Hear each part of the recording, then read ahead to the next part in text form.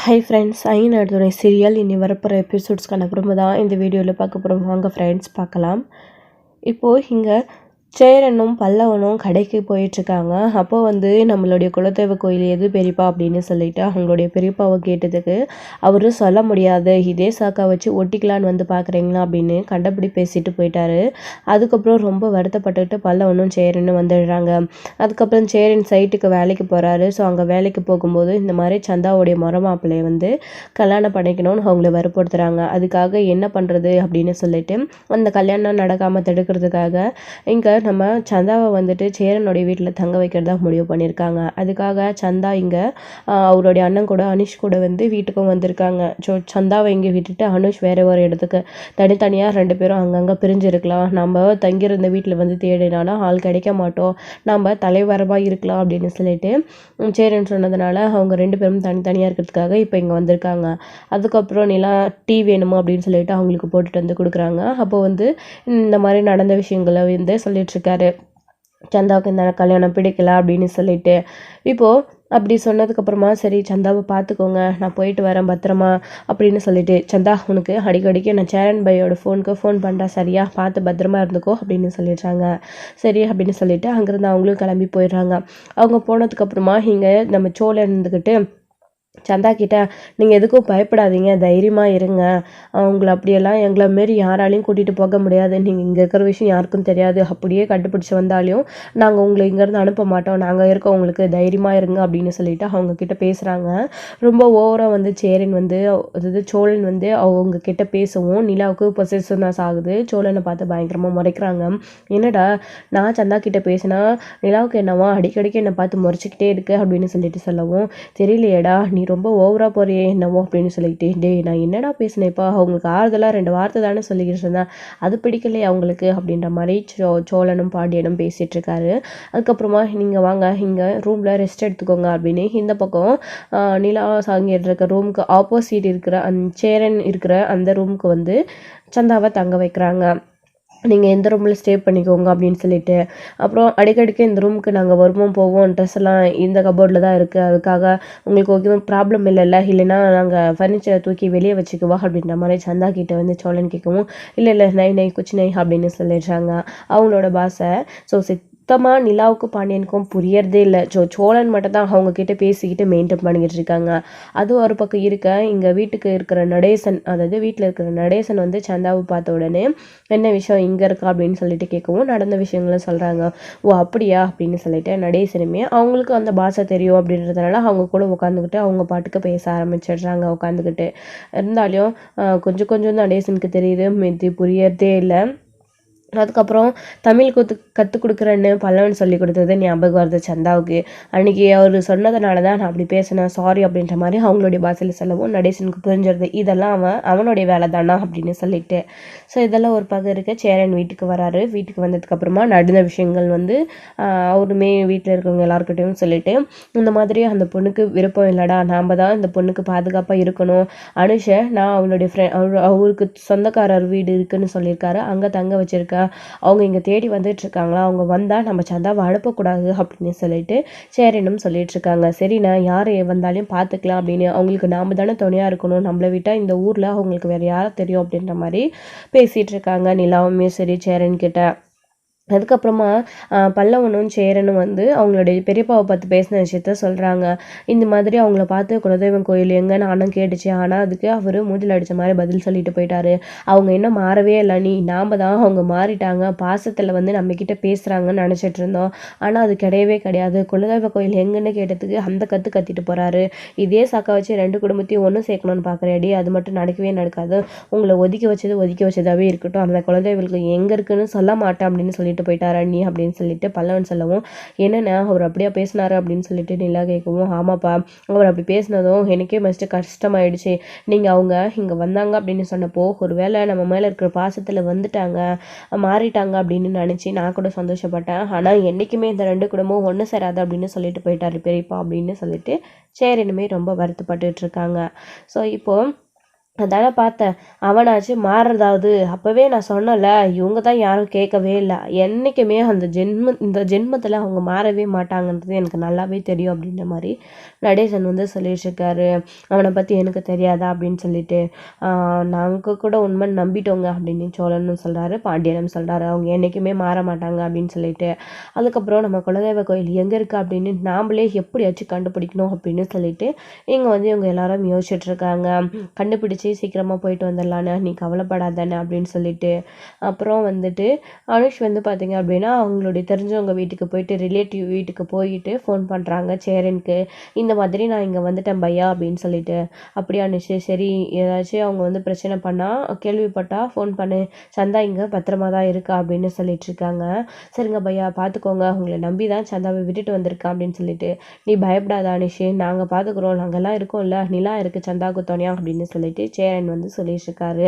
அதுக்கப்புறமா ஃபோனை கட் பண்ணிடுறாங்க. ஃபோன் கட் பண்ணதுக்கப்புறமா அவங்க நினச்ச மாதிரியே சந்தாவுடைய அந்த மரப்பையனும் அவங்களுக்கு இருக்கிற அதிகாரத்தை பயன்படுத்தி ஒரு 2, 3 ஆட்களோடய வந்திருக்காங்க. சந்தா எங்கே இருக்காங்க, எங்கே வேலை செய்கிறாங்க, அப்புறம் அனுஷ் வேலை செய்கிற இடம் இது எல்லாத்தையும் வந்து அங்கங்கே தேட ஆரம்பிச்சிடுறாங்க. அப்புறம் அவங்க தங்கியிருந்த வீடு அட்ரஸை வந்து சொல்கிறாங்க. அங்கேயும் போய் தேடி பார்த்தா வீட்டில் யாருமே இல்லை. ஸோ பூட்டை உடச்சி உள்ளெல்லாம் போய் பார்க்குறாங்க. இங்கே தான் இருந்திருக்காங்க போல இருக்குது. நம்ம வர விஷயம் தெரிஞ்சு எங்கேயும் காலி பண்ணிட்டாங்க. அவங்க அவ்வளோ சீக்கிரம் காலி பண்ணி எங்கேயும் போயிருக்க முடியாது. இந்த சென்னை முழுக்க தேடணும் அப்படின்னு சொல்லிட்டு இருக்காரு அவர் வந்துட்டு. அதுக்கப்புறம் எல்லா இடங்களும் தேட ஆரம்பிச்சிடுறாங்க. ஸோ இந்த விஷயம் வந்து தெரிய வருது நம்ம அனுஷ்க்குமே. ஸோ அங்கே அவங்க கூட இருக்கிறவங்க அவங்க வீட்டு பக்கம் அக்கம் பக்கம் இருக்கிறவங்க அனுஷ்க்கு ஃபோன் பண்ணி சொல்லியிருக்காங்க. இந்த மாதிரி உங்களை தேடி 4-5 பேர் வந்தாங்க. வீட்டு கதவெல்லாம் கூட உடச்சி உள்ளே இருக்கிற பொருள் எல்லாம் தூக்கி போட்டு உடச்சிட்டாங்க. எல்லா இடமும் தேடி பார்த்தாங்க. உங்களை எங்கன்னு எங்ககிட்ட கூட விசாரிச்சாங்க. நாங்கள் தெரியலன்னு சொல்லிட்டோம். அவங்க உங்களை தேடி தான் அங்கே வந்திருக்காங்க அப்படின்ற விஷயத்த அவங்க ஃபோன் பண்ணி சொன்ன உடனே அனுஷ் உடனே ஃபோன் பண்ணி சேரனுக்கு வந்து ஃபோன் பண்ணி விஷயத்த சொல்கிறாங்க. இந்த மாதிரி அவங்க தேடி வந்துட்டாங்களாம், எல்லா இடமும் தேடிட்டு இருக்காங்களாம், சந்தாவை பத்திரமா பார்த்துக்கோங்க அப்படின்னு சொல்லிட்டு. அனுஷ் சந்தா இங்கே இருக்கிற விஷயம் அவங்களுக்கு தெரியவே தெரியாது, அவங்க இங்கே வரவும் வாய்ப்பில்லை, அப்படியே வந்தாலே பார்த்துக்கலாம் அப்படின்னு சொல்லிடுறாங்க. ஸோ எல்லாத்தையும் விசாரித்தவங்களுக்கு அனுஷ் கூட யார் யாரும் வேலை செஞ்சாங்க, அவங்கவுங்க வீட்டுக்கு போய் பார்க்கணுன்றது அவங்களுக்கு என்ன தெரியாது, போயிட போகுது. அதே மாதிரி தான் விசாரித்து அவங்க கூட யார் யார் வேலை செய்கிறாங்க அப்படின்றது விவரத்தெல்லாம் விசாரிக்கிறாங்க. அங்கே போயிட்டு சைட்டில் விசாரிக்கும் போதும் இந்த மாதிரி சேரனுடைய பேரையும் சொல்கிறாங்க. அதுக்கப்புறம் அவங்க கூட வேலை செய்கிற இன்னும் 2-3 பேரெல்லாம் சொல்லவும் அவங்கவுங்க வீட்டுக்கு போய் பார்க்குறாங்க. எங்கேயுமே இருக்கிறது இல்லை. அதுக்கப்புறம் அவள் தாண்டா எல்லாம் முடிஞ்சிச்சாடா, எங்கேயுமே கிடைக்கலையாடா அப்படின்னு சொல்லிட்டு இருக்கவும், கிடைக்கல சார் அப்படின்னு சொல்லிட்டு இருக்காங்க கூட இருக்கிறவங்களும். கண்டிப்பாக அவள் இங்கே தான் எங்கேயாச்சும் இருக்கணும், தேடி பாருடா அப்படின்னு சொல்லிட்டு இருக்காங்க. அதுக்கப்புறம் வந்து பார்த்தீங்க அப்படின்னா அனுஷ் வந்து போயிருக்கிற இடம் வந்து அவங்களுக்கு தெரிய வருது. அப்படி தெரிஞ்ச உடனே அனுஷை போய் கூட்டிகிட்டு வந்து சந்தா எங்கன்னு சொல்லிட்டு விசாரிக்கிறாங்க. எனக்கு தெரியாது, அவள் எங்கேயோ போயிட்டா அப்படின்னு சொல்கிறாங்க. அவள் எப்படி உனக்கு தெரியாமல் போயிருப்பா, நீ தான் அவளை எங்கேயோ மறைச்சி வச்சிருக்க, இப்போ சொல்ல போறியா இல்லையா அப்படின்னு சொல்லிட்டு அனுஷை பயங்கரமாக அடிக்கிறாங்க. ஸோ பயங்கரமாக அடித்து ஒரு இடத்துல வந்து நிற்க வச்சுருக்காங்க. ஸோ இவங்களும் வந்து எங்கே ஒழிச்சு வச்சுருக்கான்னு தெரியலையே, இவ்வளோ அடித்தாலும் சொல்லவே மாட்டேன்ட்டான் அப்படின்னு சொல்லிட்டு யோசிச்சுட்ருக்காங்க. அப்போ வந்து பார்த்தீங்க அப்படின்னா அனுஷ் வந்து இவங்களுக்கு தெரியாமே வந்து சேரனுடைய ஃபோனுக்கு வந்துட்டு ஃபோன் பண்ணி சொல்கிறாங்க. 2-3 வார்த்தை மட்டும்தான். இந்த மாதிரி நான் இருக்கிற இடத்த கண்டுபிடிச்சிட்டாங்க, சந்தா எங்கே இருக்கான்னு நான் சொல்லவே இல்லை, நீங்கள் சந்தாவை பத்திரமா பார்த்துக்கோங்க, நான் உங்ககிட்ட மாட்டிக்கிட்டேன் அப்படின்ற விஷயத்த மட்டும் சொல்லிடுறாங்க. அதுக்கப்புறம் ஃபோனை கட் பண்ணிடுறாங்க. இப்போ யாருக்கு ஃபோன் பண்ண, நீ சொல்ல போறியா இல்லையா அப்படின்னு சொல்லிட்டு இங்கே வந்து அவங்க திரும்பி டக்குன்னு பார்த்துடுறாங்க சத்தம் கேட்ட உடனே. ஸோ அப்படி பார்த்த உடனே நம்ம அனுஷ் இருந்துக்கிட்டு அந்த ஃபோனை தூக்கி போட்டு உடச்சிடுறாங்க. ஸோ அந்த ஃபோன் இருந்தால் அதிலேருந்து ஃபோன் பண்ணி பேசுவாங்க, எங்கே இருக்கா சந்தான்னு கண்டுபிடிச்சிருவாங்க அப்படின்றதுக்காக ஃபோனையே தூக்கி போட்டு உடச்சிடுறாங்க தன் தங்கச்சிக்காக.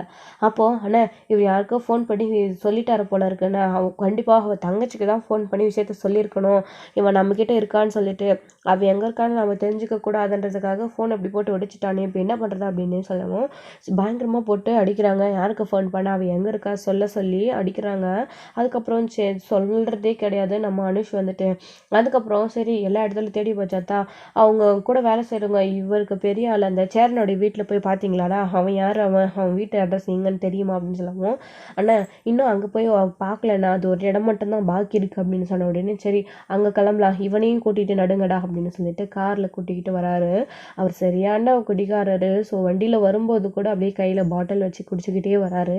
சே இவனுக்கு என் தங்கச்சியை கொடுக்குறத நினச்சா அப்படியே அருவருப்பாக இருக்குது, கண்டிப்பாக இவனுக்கு என்ன ஆனாலும் சரி கல்யாணம் பண்ணி கொடுக்கவே கூடாது சந்தா சந்தாவை என் உயிரே போனாலும் சரி அப்படின்ற மாதிரி அனுஷ் வந்து நினச்சிட்டு இருக்காங்க.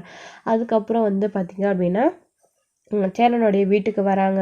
ஸோ வெளியே வந்து கார் சத்தம் கேட்ட உடனே எல்லாரும் எட்டி பார்க்குறாங்க. பார்த்த உடனே அவங்க தான் தேடி வந்திருக்காங்க போல இருக்குது, கண்டிப்பாக சந்தாவை தேடி தான் அனுஷ் வந்து ஃபோன் பண்ணான் இல்லை அப்படின்னு சொல்லிட்டு இங்கே வந்து எல்லாரும் ரொம்ப பதற்றமாகறாங்க. சேரனுமே அனுஷ் ஃபோன் திரும்பவும் ஃபோன் பண்ண சுவிட்ச் ஆஃப்னு வருது. இவங்க வேற இங்கே வந்திருக்காங்க, சந்தா வந்து இங்கே இருக்கா, அனுஷ் வந்து அவங்க கிட்ட மாட்டிக்கிட்டானா, இப்போ என்ன பண்ணுறது அப்படின்னு சேரன் சொல்லவும் இவங்களை எங்கேயாச்சும் மறைச்சி வைக்கணும் அப்படின்னு சந்தாவை கூட்டிகிட்டு போய் ஒரு இடத்துல நிலாவை மறைச்சி வைக்கிறாங்க. அதுக்கப்புறமா நீங்கள் இங்கேயே இருங்க, பயப்படாமல் என்ன ஏதுன்னு பேசிக்கலாம், அதான் நாங்கள் இருக்கோம்ல, நீங்கள் பயப்படாதீங்க, உங்களை அவங்க கூட அனுப்ப மாட்டோம் அப்படின்னு சொல்லிட்டு நிலா சொல்கிறாங்க. அவங்க சொல்கிற பாஷை சுத்தமாக நிலாவுக்கு புரியலனாலே அவங்களோட ஆதகம் என்ன அப்படின்றது நிலாவுக்கு நல்லாவே புரியுது. நீங்கள் பயப்படாதீங்க அப்படின்னு நிலா ஆறுதல் சொல்கிறாங்க. சந்தாவை மறைச்சி வச்சுட்டு நிலா வந்துடுறாங்க. அதுக்கப்புறம் வெளியே நின்று இங்கே யார் சேரன் அப்படின்னு சொல்லிட்டு கத்திட்டு இருக்காங்க. அப்போ நடேசனை வெளியே உட்காந்துட்டு இருக்கவும், யாரப்பா நீ, என்ன வேணும் அப்படின்னு சொல்லிட்டு இங்கே யார் சேரன் அப்படின்னு சொல்லவும், என் பையன் தான், என்ன வேணும் அப்படின்னு சொல்லிட்டு அவரை கூப்பிடுங்க, கொஞ்சம் பேசணும் அப்படின்னு சொல்லிட்டு சொன்ன உடனே அதுக்கப்புறம் உள்ளே இருந்து பாண்டியன், பல்லவன், சேரன் எல்லாரும் வரவும் இவங்க இதில் யார் சேரன், இத்தனை பேர் இருக்கீங்க, நீங்கள் எல்லாருமே சேரனா அப்படின்னு சொல்லிட்டு அவர் வந்து நக்கலாக கலாய்க்கிறாரு. ஓ இப்போ என்னையா வேணும் உனக்கு அப்படின்னு சொல்லிட்டு சோழன் வந்து சொல்லவும், யார் நீங்கள், முதல்ல இங்கே எதுக்கு வந்திருக்கீங்க அப்படின்னு சொல்லிட்டு சோழனும் பாண்டியன் கேட்டுட்ருக்காரு. சேரன் யாருன்னு கேட்குறல்ல அப்படின்னு சொல்லிட்டு சொன்ன உடனே, நான் தான் சேரன், என்ன விஷயம் சொல்லுங்க அப்படின்னு சொன்ன உடனே, உங்கள் கூட வேலை செய்கிறாரு அனுஷ், அவரை தெரியுமா அப்படின்னு சொல்லவும், தெரியுமே அப்படின்னு சொல்லிட்டு சேரன் வந்து சொல்கிறாங்க. அவர் எங்கே இப்போ அப்படின்னு கேட்கவும், எனக்கு தெரியல, அவர் நேற்றே லீவ் வேணும்னு சொல்லிட்டு கேட்டுட்டு இங்கே போயிட்டாரு, எனக்கு தெரியல அப்படின்னு சொல்லிட்டு சொன்ன உடனே, உங்ககிட்ட சொல்லாமல் எப்படி போயிருப்பாரு, எங்கே போயிருப்பாருன்னு சொல்லுங்க அப்படின்னு சொல்கிறாங்க. தெரியாது அப்படின்னு சொல்லிடுறாங்க. அதுக்கப்புறமா நம்ம அனுஷை கார்லேருந்து கூட்டிகிட்டு வராங்க. பார்த்தா அப்படியே பயங்கர அடிப்பட்ட ரத்த வெள்ளத்தோடு இருக்காங்க. அவங்கள பார்த்த உடனே பயங்கரமாக சேரன் வந்து துடிக்கிறாங்க. சேரன் மட்டுமே இல்லை, எல்லாருக்கும் ரொம்ப பதற்றமாக இருக்குது. இதில் நடேசன் கூட, என்ன ஒரு ஆளை மாட்டடிக்கிற மாதிரி இப்படி போட்டு அடிச்சிருக்கானுங்க, எல்லாம் சேர்ந்து தடிமாடுகளா, என்னடா இது அப்படின்னு சொல்லிட்டு நடேசன் சொன்ன உடனே, யாரை பார்த்து என்ன சொல்கிறா அப்படின்னு அவங்க கூட இருக்கிறவங்க கோவப்படுறாங்க. அப்போ உடனே சோழன் இருந்துக்கிட்டு, யார்கிட்ட கை வாங்கிக்கிட்டு, ஏய் அடங்கு, யார் வீட்டாண்டு வந்து யார் பேசுறது அப்படின்ற மாதிரி சொல்லிட்டு இருக்காங்க நம்ம சோழனுமே. அதுக்கப்புறம் சேரன் வந்துட்டு அனுஷை பார்த்துட்டு, என்னாச்சுடா அனுஷ் உனக்கு, யார் ஒன்று எப்படி பண்ணது அப்படின்னு சொல்லி, என்ன எப்படி அடிச்சிருக்கீங்க அப்படின்னு சொல்லிட்டு சேரன் வந்து பத்திரவும், இப்போ எங்கே இருக்கான்னு தெரியவே தெரியாதுன்னு சொன்னேன், இப்போ மட்டும் பாசம் பொங்கிக்கிட்டு வருது அப்படின்னு, எங்க கூட அடிப்பட்டவருக்கு இப்படி அடிபட்டிருக்கு, வேலை செய்கிறவருக்கு பதறாமல் இருக்க முடியுமா அப்படின்ற மாதிரி சோழன் வந்து சொல்லிட்டுருக்காரு. அப்படின்னா இவளுடைய தங்கச்சி எங்கே இருக்கான்னு சொல்லு அப்படின்னு சொன்ன உடனே, அவருடைய தங்கச்சி எனக்கு எப்படிங்க தெரியும், இவனே எங்கேயோ போகிறேன்னு சொல்லிட்டு எங்ககிட்ட போய் சொல்லிட்டு, அதாவது போகிறேன்னு சொல்லி லீவ் வேணும்னு கேட்டுட்டு போயிட்டான். அவளோட தங்கச்சி எங்கே வச்சுருக்கான்னு எங்களுக்கு எப்படி தெரியும், அவங்களோட தங்கச்சி நீங்கள் எதுக்கு கேட்குறீங்க அப்படின்ற மாதிரி நல்லாவே வந்து சேரன் வந்து நடிக்கிறாரு. பொய் சொல்லாத, உனக்கு தெரியாமல் இருக்காது, இங்கே பாரு, ஒழுங்கு மரியாதை எங்கே இருக்கான்னு சொல்லு, எல்லா இடமும் போய் தேடுங்கடா அப்படின்னு சொல்லிட்டு சொன்ன உடனே, எதுக்கு இப்போ வீட்டுக்குள்ளே வந்தெல்லாம் தேடுறீங்க அப்படின்னு சொல்லிட்டு பாண்டியன், சோழன் எல்லாரும் வீட்டுக்குள்ளே போக விடாமல் தடுக்கிறாங்க. அவங்க எல்லாரையும் மீறி உள்ளே போய் தேடியே பார்க்கணும் அப்படின்னு சொல்லிட்டு, என்ன உங்கள் வீட்டுக்குள்ளே தான் இல்லை அந்த பொண்ணு, அப்புறம் எதுக்கு நீங்கள் எல்லாரும் மறைச்சிட்டு நின்றுட்டுருக்கீங்க, நீங்கள் வழிவிட்டீங்களா, நாங்கள் தேடிட்டு எங்கள் பாட்டுக்கு போயிடுவோம், இல்லைன்னா தேவையில்லாமல் பிரச்சனையாகும் அப்படின்ற மாதிரி சொல்லிட்டு இருக்கவும், அதுக்கப்புறம் இங்கே நம்ம சோழன் இருந்துக்கிட்டு, சரிண்ணா எதான் நம்ம வீட்டில் யாரும் இல்லைல்ல, நாம் எதுக்கு பயப்படணும், போய் தேடிட்டு விடுணும் அப்படின்ற மாதிரி சொல்லிடுறாங்க. உடனே நிலா ரொம்ப பதற்றமாக்குறாங்க. நிலா வந்துட்டு, என்னது சோழன் இப்படி சொல்லிட்டீங்க திடீர்னு அப்படின்னு சொல்லிட்டு, கண்டுபிடிக்க முடியாது, அதான் மறைச்சி வச்சுட்டிங்கல்ல, இருங்க கொஞ்சம் நேரம் அமைதியாக அப்படின்ற மாதிரி சோழன் வந்து நிலா கிட்ட பேசிகிட்டு இருக்கவும், அதுக்கப்புறம் அவங்க உள்ள எல்லாரும் இடத்துலையும் தேடி பார்க்குறாங்க. பல்லவன் ஒரு பக்கம் பயந்துக்கிட்டே இருக்காங்க. பல்லவா நீ பயப்படாதரா அப்படின்னு நிலா அவங்க கூடவே இருக்காங்க. ஸோ அதுக்கப்புறம் எல்லா இடமும் தேடி பார்க்குறாங்க. நிலாவுடைய ரூம், இந்த ரூமு, கட்டில் கீழே, அப்புறம் எல்லா இடமும் தேடி பார்க்குறாங்க. பின்னாடி எல்லா இடமும் தேடி பார்த்ததுக்கப்புறமா, அண்ணா எங்கே இல்லைண்ணா அப்படின்னு சொல்லிட்டு இருக்காங்க. அப்புறம் வந்து அவங்க உள்ளே தேடிட்டு வெளியே வரும்போது நிலாவை நின்று அப்படியே பார்த்துக்கிட்டு இருக்காங்க. அதாவது நிலாவை பார்த்து வந்து சைட் அடிக்கிற மாதிரி நின்று அவங்க வந்து பார்வையே சரியில்லாத தோரணத்தில் பார்க்குறாங்க. இதை பார்த்து சோழனுக்கு பயங்கர கடுப்பாகுது. போய் நிலா முன்னாடி நின்று அந்த ஆளுக்கு நிலாவுக்கு சென்டரில் நின்று, என்ன ஆகுது, என்னுடைய ஒய்ஃப் கிளம்புறியா நீ அப்படின்னு சொல்லிட்டு, என்னோட ஒய்ஃபாக இருந்தாலும் செம்ம அழகாக இருக்கா அப்படின்னு சொன்ன உடனே சோழனுக்கு பயங்கர கோவம் வந்துடுது. எங்கிறது தான் அந்த கோவம் வருதுன்னே தெரியல. நிலாவை பற்றி பேசின உடனே, ஏற்கனவே இந்த மாதிரி ஒருத்தன் பேசி தான் நல்லா வாங்கி கட்டிட்டு போய் கையை காலை உடச்சி அனுப்பியிருக்கோம், இப்போ நீ வந்திருக்கியா, யார் என்னன்னே தெரியல, இங்கே வந்து ஏன் நிலாவே கலாய்க்கிறியா அப்படின்னு சொல்லிட்டு பயங்கரமாக சோழன் போட்டு அவங்கள அடிக்கவும் பயங்கர பிரச்சனை ஆகுது. சேரன் தடுத்துட்ருக்காரு. நடேசனுமே போடுற அடி ஏன் மருமகளை பார்த்து என்ன சொன்னாமன் அப்படின்னு சொல்லிட்டு நடேசன் ஒரு பக்கம் கட்டையை தூக்கிக்கிட்டு போகிறாரு. அங்கிள் விடுங்களேன் ப்ளீஸ் அங்கிள், அவருக்கு சொல்லுங்கள் நீங்கள் அப்படின்னு சொல்லிட்டு நிலா சொல்லிட்டு இருக்கோம். சோழன் விடுங்க அப்படின்னு சொல்லிடுறாங்க. அதுக்கப்புறம் சந்தா அங்கே இல்லை அப்படின்னு சொல்லிட்டு கிளம்புறதுக்காக எல்லாரும் இவனை தூக்கிட்டு நடுங்கடா, இவனை அடிக்கிற அடியில் இவன் சாவை பார்க்கறதுக்காகவாச்சும் அவள் தங்கச்சி வருவா, இல்லை இவனை இன்னைக்கு கொல்லாமல் விடக்கூடாது அப்படின்னு சொல்லிட்டு இருக்காங்க. இது எல்லாத்தையும் சந்தா வந்து ஒளிஞ்சிருந்து காது கொடுத்து கேட்டுக்கிட்டே இருக்காங்க. அவங்க அண்ணனை பார்த்து பயங்கரமாக அழுதுட்ருக்காங்க. வாய் விட்டு அழக்கூட முடியாத அளவுக்கு அப்படியே கதறிக்கிட்டு அழுகுறாங்க நம்ம சந்தாவுமே இருந்துக்கிட்டு. அதுக்கப்புறம் வந்து பார்த்திங்க அப்படின்னா இவனை அங்கேயே அடித்து தூக்கிட்டு போகிறாங்க. அதான் அந்த பொண்ணு இல்லை நீங்கள் எதுக்கு அனுப்பிச்சு கூட்டிகிட்டு போகிறீங்க, விட்டுட்டு போங்க அப்படின்னு சேரன் வந்து சொல்கிறாங்க. சோழா பாருடா அவனை எப்படி அடிச்சிருக்காங்க, ரத்தம் வருதுடா, கூப்பிடுடா அப்படின்னு சொல்லிட்டு அவரை விட்டு நீங்கள் கிளம்புங்க, அவரை எதுக்கு கூட்டிகிட்டு போகிறீங்க அப்படின்னு. இவளுடைய தங்கச்சி வர வரைக்கும் இவனை விட போகிறது கிடையாது, இவனை அடிக்கிற அடியில் அவன் எங்கே இருந்தாலே வரணும் அப்படின்னு சொல்லிட்டு இருக்கவும் சந்தா அழுதுகிட்டே இருக்காங்க. ஒரு கட்டத்துக்கு மேலே சந்தா வந்து தும்பல் வந்து தும்பிடுறாங்க. ஸோ உடனே எல்லாரும் சட்டுன்னு திரும்பி பார்க்குறாங்க. அதுக்கப்புறம் நிலா வந்து ஆக்ஷன் பண்ணுறாங்க. ஸோ பயப்படுறாங்க கண்டுபிடிச்சிருவாங்களோ அப்படின்னு சொல்லிட்டு. அதுக்கப்புறம் தான் நிலா வந்து அப்படின்னு அவங்க தும்புற மாதிரி தும்புறாங்க. அதுக்கப்புறம் வந்து பார்த்திங்க அப்படின்னா திரும்பவும் அவங்க கிளம்பி போகிறதுக்காக திரும்பும்போது சந்தாவுக்கு மறுபடியும் தெம்பல் வந்துடுது. ஸோ இதை திரும்பவும் நிலா திரும்பவும் என்ன டபுள் ஆக்ஷனாக கேட்குது அப்படின்னு அவங்களுக்கு சந்தேகம் வந்து திரும்பவும் தேட ஆரம்பிக்கிறாங்க உள்ளே எல்லாரும். அதாங்க யாரும் இல்லைன்னு தேடி பார்த்துட்டிங்கல்ல, திரும்பவும் எதுக்கு இங்கே வரீங்க அப்படின்னு சொல்லிட்டு இருக்காங்க. அதுக்கப்புறம் வந்து பார்த்திங்க அப்படின்னா இல்லை இங்கே தான் எங்கே இருக்கா, இங்கே தான் எங்கே மறைச்சி வச்சுருக்காங்க.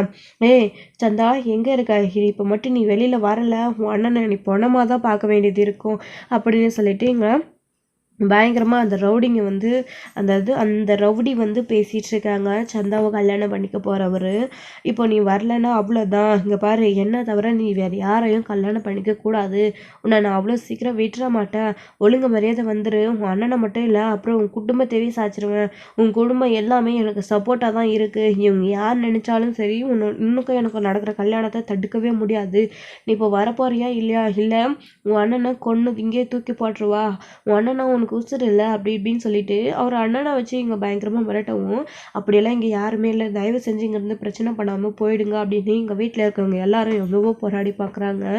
ஆனால் முடியறதே இல்லை. அப்படி இது அவங்க முன்னாடியே பயங்கரமாக போட்டு அடிக்கிறாங்க. சோழனுக்கும் பயங்கரமாக கோவம் வருது. என்ன பண்ணுறதுன்னு தெரியாமல் நின்றுட்டுருக்காரு.